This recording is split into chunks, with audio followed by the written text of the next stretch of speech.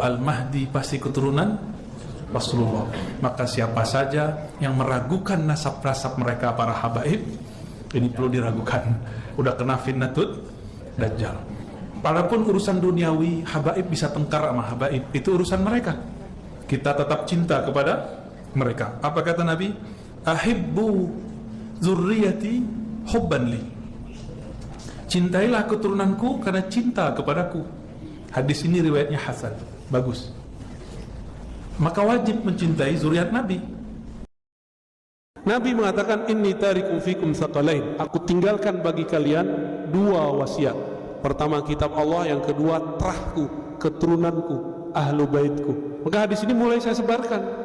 Silakan antum tuduh saya apa aja, yang penting saya ikut Rasulullah sallallahu alaihi wasallam. Ciri-ciri tentara Dajjal di akhir zaman tidak percaya zuriat Nabi.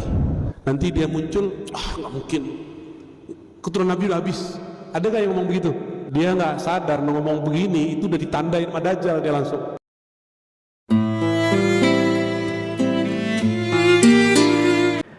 Assalamualaikum warahmatullahi wabarakatuh. Jumpa lagi bersama saya di channel Sultan Rafi ID, channelnya ngumpulin nasihat ulama untuk menasehati diri sendiri. Alhamdulillah, bagaimana kabar teman-teman semua? Semoga dalam keadaan sehat, dalam keadaan baik, dan selalu dalam lindungan Allah Subhanahu wa Ta'ala. Allahumma amin amin ya rabbal alamin.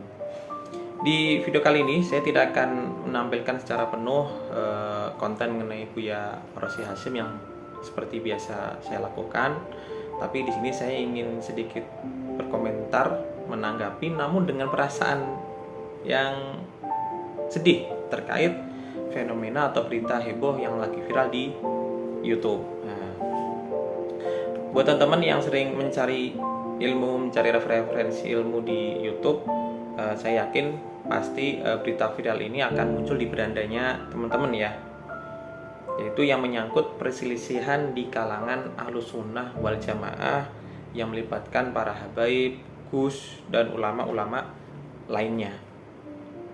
Jadi saya mengetahui berita ini, permasalahan ini itu dari channelnya Guru Gembul. Nah, tahu kan teman-teman dengan Guru Gembul ya, yang sering membicarakan fenomena-fenomena yang terjadi di sekitar kita.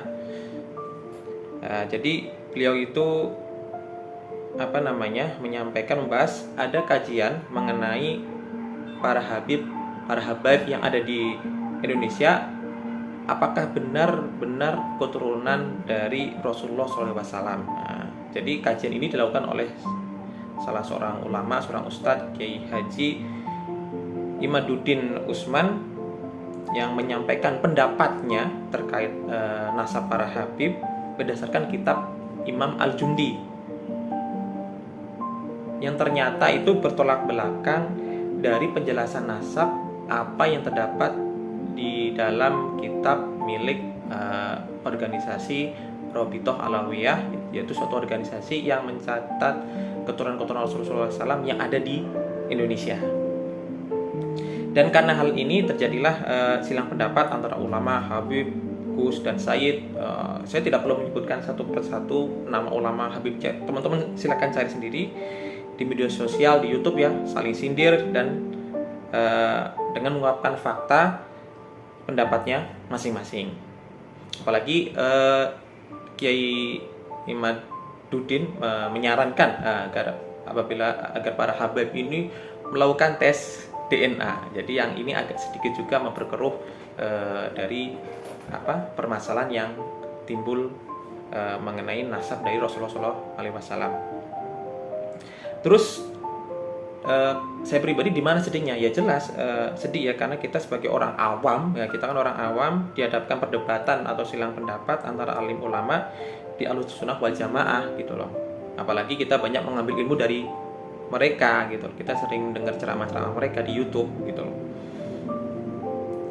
Tapi menariknya ini sedikit juga menyinggung dari Buya Rosi Hashim. Buya Rosi Hashim juga pernah mengemukakan ya gitu pendapatnya mengenai nasab dari Rasulullah SAW, zuriat Rasulullah SAW, bahwa seburuk-buruknya, sejelek-jeleknya para habaib, semaksiat apapun yang dilakukan oleh para habaib, kita harus tetap hormat kepada beliau, karena di dalam dirinya itu mengalir darah Rasulullah SAW. Jadi seburuk-buruk sejelek-jeleknya para Habib, kita harus tetap hormat.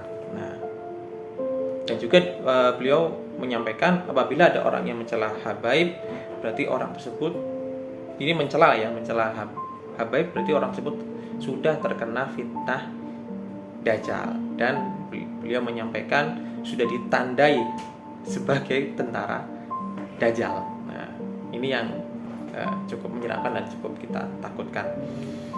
Dan juga saya sangat setuju dan suka sekali dengan pendapatnya dari Habib Ali Bakir Al-Saqqaf di channel NU Online. Nah, silahkan tonton sendiri, dicari di channelnya pernyataan dari Habib Ali Bakir Al-Saqqaf. Jadi beliau menerangkan bahwa apabila ada dua orang alim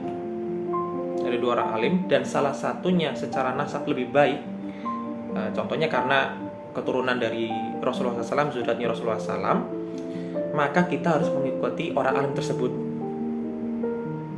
dibanding orang alim yang nasabnya biasa. Nah, jadi beliau menyampaikan kalau kita ada dua orang alim, yang satu nasabnya biasa, yang satu nasabnya ini lebih baik, contohnya keturunan Rasulullah SAW, para habaib, para sayyid, maka kita mengikuti beliau untuk mengambil ilmunya. Tapi saya pribadi, saya tetap ambil baiknya, buang buruknya, tetap husnudon kepada alim ulama, karena mereka adalah al ulama warasatul anbiya. Ya. Mungkin itu aja ya, semoga berkenan, dan di lain kesempatan saya akan menyampaikan lagi konten-kontennya mengenai Buya Ar-Razi Hasyim. Mohon maaf apabila ada kesalahan. Akhirul kalam. Assalamualaikum warahmatullahi wabarakatuh.